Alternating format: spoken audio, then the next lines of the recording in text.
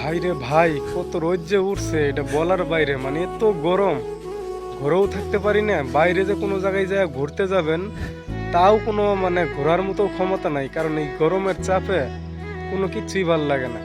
ঘর থেকে বাইরে আইছি, দেখেন কত সুন্দর একটা বাগান। বাতাসের কোনো নাম বলতে নাই কে, মানে বাতাস, গাছের পাতাই নড়ে না, বাতাসটা থাকবো কোথা থেকে কোন। দেখেন প্রত্যেকটা গাছের পাতাই কিন্তু থুম ধরে দাঁড়ায় রয়েছে, কোনো নড়াচড়া করার ক্ষমতা নেই। আল্লাহর কি ক্ষমতা!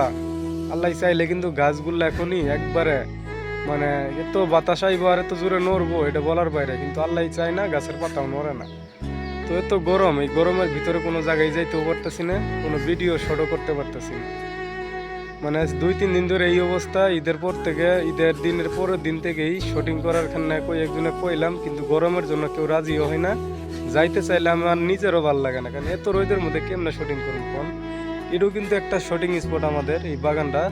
কিন্তু বাগানটা যদিও আইছি ছাতি নিয়ে আইছি, যে ছাতি মন যায় রাখছি হাতে, ছাতি নিয়ে আনির পরেও মানে ভিডিও করবো কেমনে, লোকজন নিয়ে এই রোদের মধ্যে ভিডিও করাটা অনেক কঠিন ব্যাপার স্যাপার।